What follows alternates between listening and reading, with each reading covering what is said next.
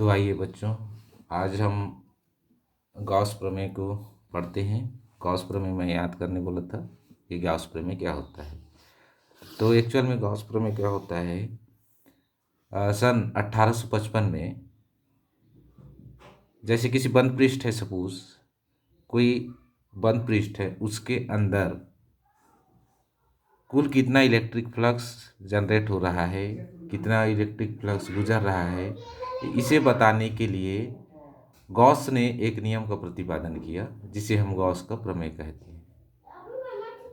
तो गॉस प्रमेय के अनुसार इसका नियम क्या है कि निर्वात में किसी बंद पृष्ठ के अंदर उपस्थित कुल आवेश, निर्वात में किसी बंद पृष्ठ से गुजरने वाला संपूर्ण विद्युत फ्लक्स उस बंद पृष्ठ के अंदर उपस्थित कुल आवेश का 1/ε0 गुना होता है। ये गॉस प्रमेय को आपको याद करना है। क्या होता है, फिर से शब्दों में लिखें तो किसी बंद पृष्ठ से गुजरने वाला संपूर्ण विद्युत फ्लक्स, किसी बंद पृष्ठ से गुजरने वाला, किसी बंद पृष्ठ से गुजरने वाला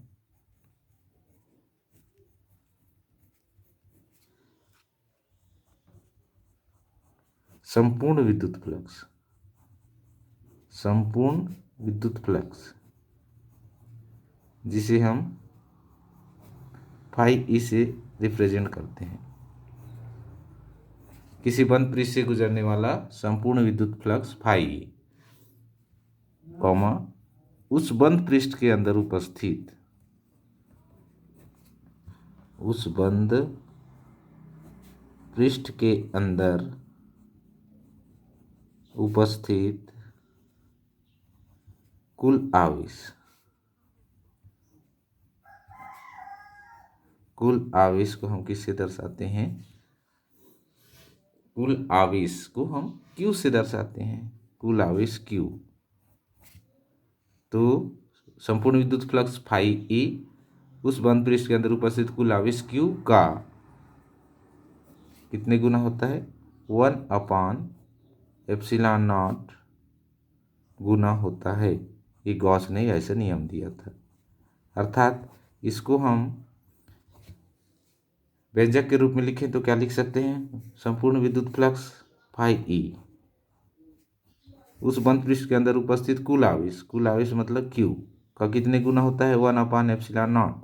तो 1/ε0 गुना होता है। ये प्रूव करना है, ये गॉस के नियम को हमको प्रूव करना है।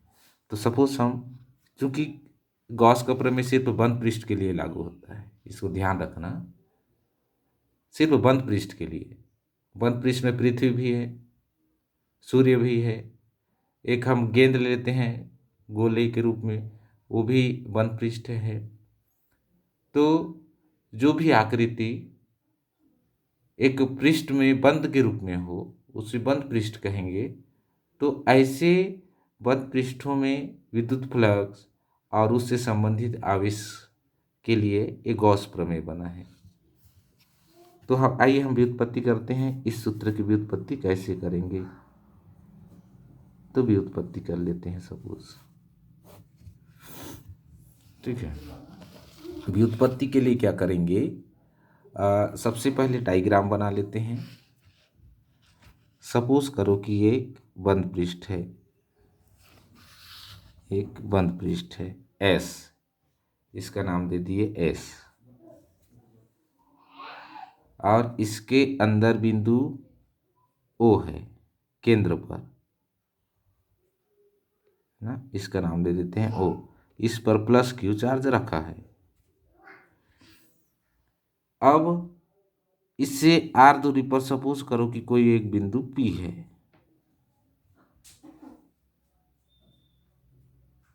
ठीक है, ध्यान आया। गोले के केंद्र ओ पर प्लस क्यू चार्ज रखा है, इससे आर दूरी पर एक बिंदु पी है।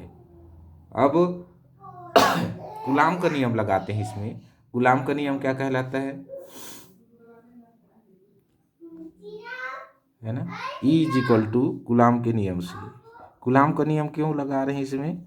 क्योंकि r दूरी पर स्थित किसी बिंदु पर विद्युत क्षेत्र की तीव्रता के लिए कूलाम ने एक नियम दिया था जो पहले हम पढ़ चुके हैं, तो कूलाम का नियम लगा देते हैं। कूलाम का नियम होता है E is equal to 1/4πε0 Q/r²। ये कूलाम का नियम है।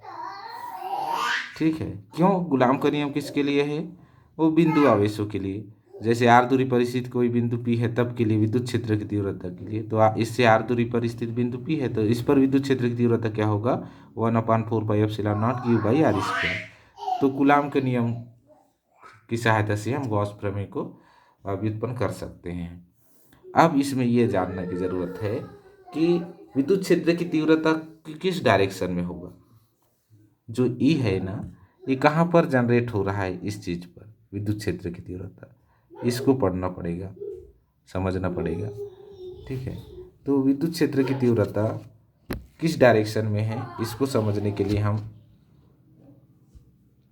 जैसे r दूरी पर स्थित बिंदु P है तो इस पृष्ठ से अभिलंबवत गुजर रहा है, तो विद्युत क्षेत्र की तीव्रता इस डायरेक्शन में होगी,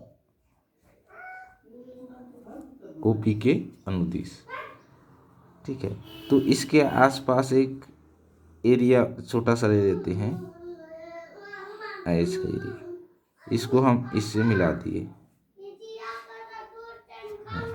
ये एरिया एक एरिया है, क्षेत्रफल है, और इस पर हम वेक्टर ds ले लेते हैं। ये किसका क्षेत्रफल है? इस पृष्ठ का क्षेत्रफल, इसको वेक्टर ds लेते हैं। अब इस पृष्ठ का क्षेत्रफल भी इसी दिशा में दिख रहा है, केंद्र से होते हुए इस पृष्ठ का क्षेत्रफल भी इस डायरेक्शन में होगा, तो कुल मिला के वेक्टर E और वेक्टर ds दोनों की दिशा एक ही ओर होगी। इसको क्लियर कर लो। वेक्टर E क्या है? विद्युत क्षेत्र की तीव्रता OP के अनुदिश बाहर की ओर होगा, और ये क्षेत्रफल इस पृष्ठ की डायरेक्शन भी बाहर की ओर होगा, तो दोनों वेक्टर E और वेक्टर ds एक ही ओर होंगे, तो कूलाम का नियम हो गया। अब इस गोले को हम कई छोटे छोटे भागों में विभक्त कर लेते हैं। छोटा छोटा क्षेत्रफल निकालेंगे तो उसको संपूर्ण क्षेत्रफल बाद में समाकलन कर देंगे, है ना। समाकलन का अर्थ जो होता है जोड़ना, तो हम कई छोटे छोटे भागों में विभक्त कर लेते हैं। अब इसको हम सबसे पहले विद्युत फ्लक्स निकाल लेते हैं। क्या लिखेंगे? अवयवी क्षेत्रफल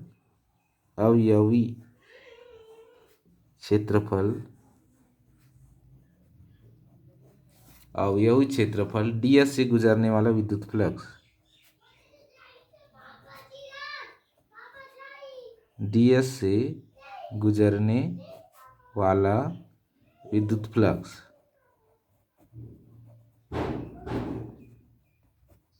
अवयवी क्षेत्रफल ds से गुजरने वाला विद्युत फ्लक्स है ना। ये पृष्ठ है, इसके क्षेत्रफल से जो विद्युत फ्लक्स गुजर रहा है, विद्युत बल रेखाएं गुजर रही हैं, उसको निकाल रहे हैं। ये छोटे से क्षेत्रफल में फिर छोटे से के निकालेंगे, फिर छोटे से का, ऐसा करते करते पूरे पृष्ठ का निकल जाएगा, समाकलन कर देंगे। तो विद्युत फ्लक्स निकालने के लिए कल मैं फार्मूला बताया था कि विद्युत फ्लक्स बराबर क्या होता है, देख लेना कल के लेक्चर में, है ना, नोट्स बनाए होंगे तो विद्युत फ्लक्स का मैं फार्मूला बताया था, d∅e is equal to vector E dot vector ds। ये फार्मूला बार बार यूज होगा, इसलिए इसको कंठस्थ ध्यान रखे रहना। ठीक है, कि विद्युत फ्लक्स बराबर vector D dot vector ds। Vector को हटा देते हैं, तो वेक्टर हटाएगा तो E ds ये कॉस में चला जाएगा, कॉस थीटा। अब थीटा क्या है, थीटा को समझना पड़ेगा। ये थीटा एंगल बनाता है किसका? वेक्टर E व वेक्टर ds के बीच का कोण, के बीच बना कोण, इसको हम थीटा से प्रदर्शित करते हैं।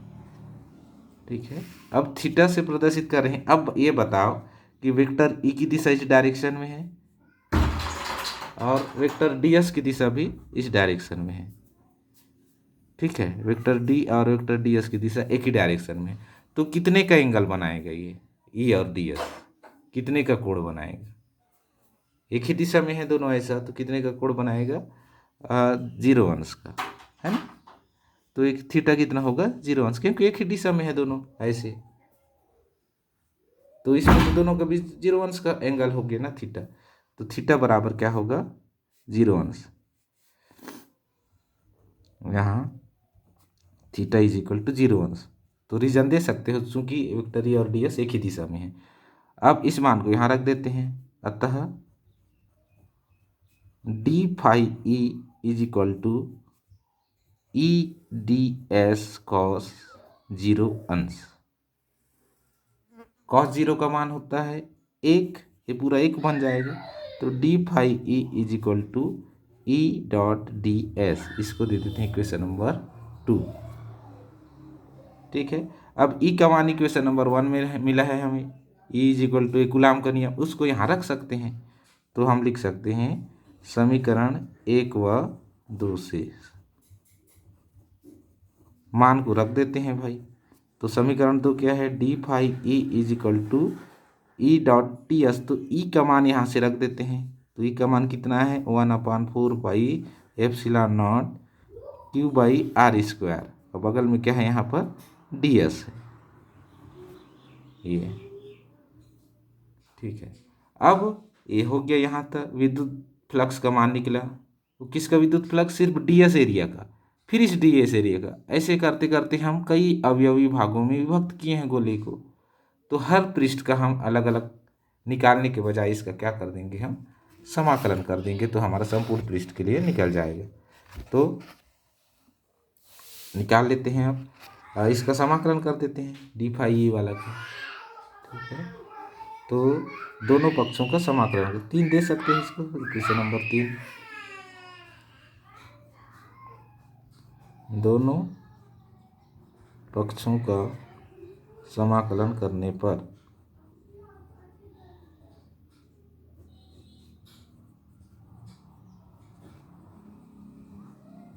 ठीक है, क्यों कर रहे हैं? क्योंकि हम संपूर्ण पृष्ठ के निकाल रहे हैं। संपूर्ण पृष्ठ के लिए यहाँ लिख सकते हो, संपूर्ण पृष्ठ के लिए।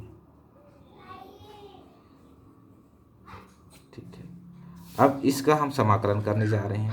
ठीक है, तो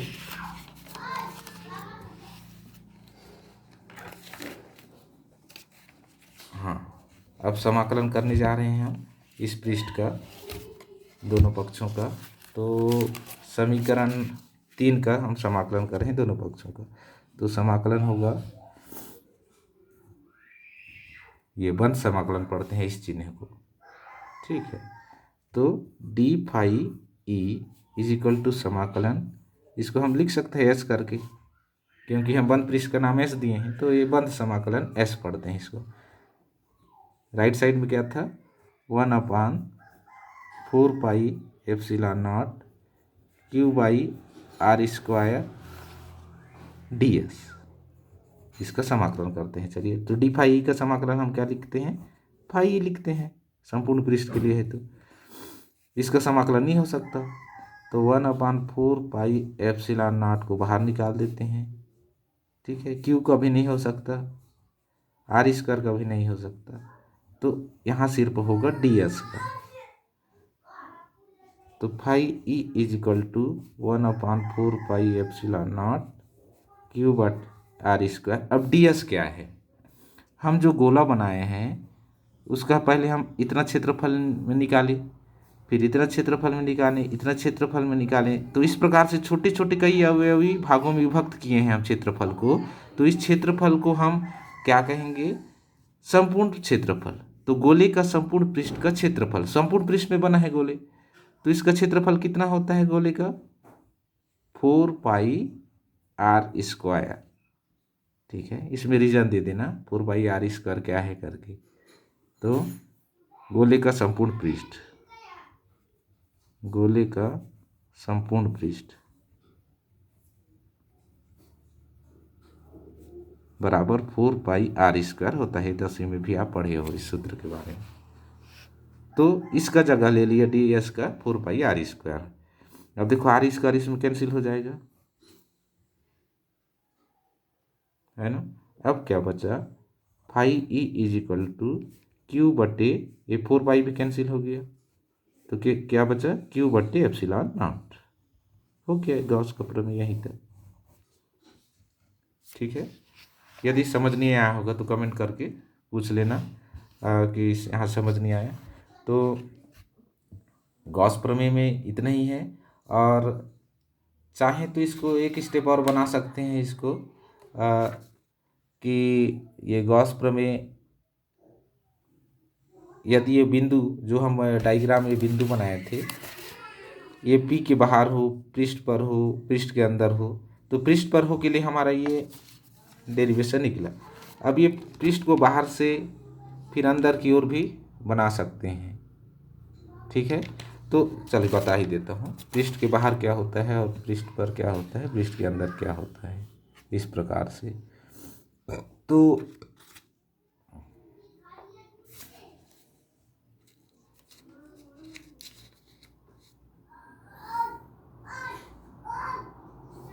यहाँ तक हो गया गॉस प्रमेय। अब पृष्ठ के लिए